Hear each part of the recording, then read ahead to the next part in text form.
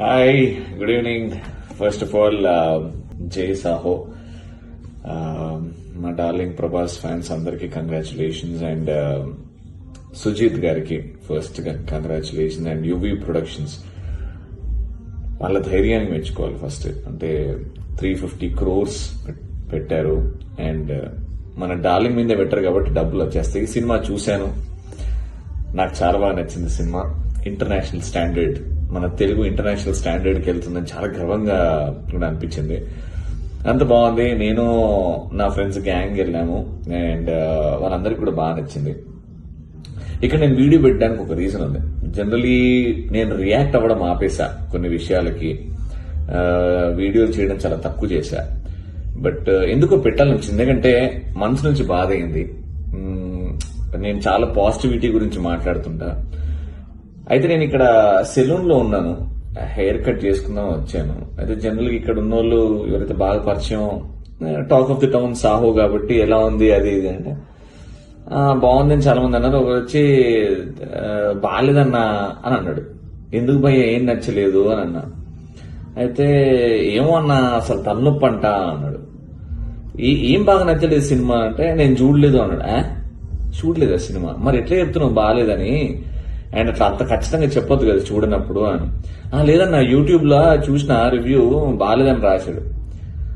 ఎవడో ఏదో పెడితే నువ్వు దానికి ఇన్ఫ్లుయెన్స్ అయిపోయి సినిమా చూడకుండా బాగాలేదు అని చెప్పడం ఏంటో నాకు అర్థం కాలేదు ఫస్ట్. సో బేసికలీ ఇతన్ని తప్పు అనలేను.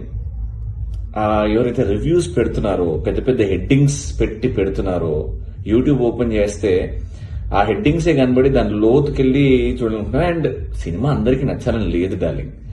ఎవరో ఇద్దరు ఉంటారు, వాళ్ళకి అర్థం కాదు, నచ్చలేదని చెప్తారు, వీళ్ళందరూ ఇన్ఫ్లుయెన్స్ అవుతారు. జనరలీ జనాల తప్పు అన. ఎవరైతే మీడియాలో ఉండి యూట్యూబ్ ఛానల్ రన్ చేసి 10 మందికి చెప్తారో వాళ్ళకి తప్పు. మన తెలుగు సినిమా స్థాయిని పెంచి ఇంటర్నేషనల్ స్టాండర్డ్కి వెళ్ళి యాక్షన్ సీక్వెన్సెస్ ఏంటి, ఆ ఆర్టిస్టులు ఏంటి, వాళ్ళ యాక్టింగ్ ఏంటి, అవన్నీ చూసుకుంటూ ఎవరో ఒక్కడు ఏదో 1000 మందిలో ఒక్కడి సినిమా నచ్చలేదంటే అట్లాంటి హెడ్డింగ్లు పెట్టి యూట్యూబ్ లో ఏవో ఛానల్స్ క్రియేట్ చేసి పెడుతున్నారు. కొంచెం కామన్ సెన్స్ డార్లింగ్, కొంచెం కామన్ సెన్స్, పాజిటివిటీ పెంచుదాం. మన కోసం, మన ఎంటర్టైన్మెంట్ కోసం వాళ్ళు 2.5-3 సంవత్సరాలు కష్టపడ్డారు కదా. అంటే నువ్వు పాజిటివ్ పెట్టకపోయినా సరే నెగిటివ్ మాత్రం పెట్టి ఇట్లా వీళ్ళందరినీ ఇన్ఫ్లుయెన్స్ చేయకూడదు. అది నాకు అనిపించింది. అంటే ఎన్నో రోజుల నుంచి అనిపించింది, యూట్యూబ్ ఛానల్స్ వల్ల ఆ లైక్ల కోసం, వ్యూస్ కోసం ఏవేవో రాసి పెడుతున్నారు. ఇది చాలా తప్పు. ఇది చాలా అంటే చాలా తప్పు. ఈ నెగిటివిటీ స్ప్రెడ్ అవుతుంది దీనివల్ల. సినిమా చూడకుండా బాగాలేదని చెప్తున్నాడు. ఇద్దరిని చూసి ఇన్ఫ్లుయెన్స్ అయ్యే వాళ్ళు ఉంటారు కదా చాలా మంది. మనసు నుంచి చెప్తున్నాను, ఎందుకంటే నెగిటివిటీ గురించి మాట్లాడుతున్నాను ఇక్కడ. సో నేను మంచి సినిమా అభిమానిని అండ్ తెలుగు వాడిగా నేను చాలా గర్వంగా ఫీల్ అవుతాను. And Telugu standard, Telugu cinema standard national నుంచి ఇంటర్నేషనల్ లెవెల్కి వెళ్ళింది చాలా గర్వపడుతున్నాను.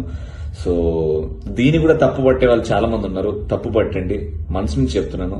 సాహో సినిమా బాగుంది, నాకు నచ్చింది. మీరు చూడండి, సినిమాని బతికిద్దాం, చూసి బతికిద్దాం. చూసిన తర్వాత నచ్చకపోతే మీరు పొయ్యేటివి 200 రూపాయలు, 300 రూపాయలు అంతే అండి. కానీ ఇట్లా పక్క వాళ్ళని ఇన్ఫ్లుయెన్స్ చేయకండి. Alright, so all the best. దీన్ని తప్పు పడకండి. నేను చెప్పే మాటని అర్థం చేసుకుంటే మీకే అర్థం అవుతుంది. సినిమా తీయడం ఈజీ కాదు, చాలా కష్టం.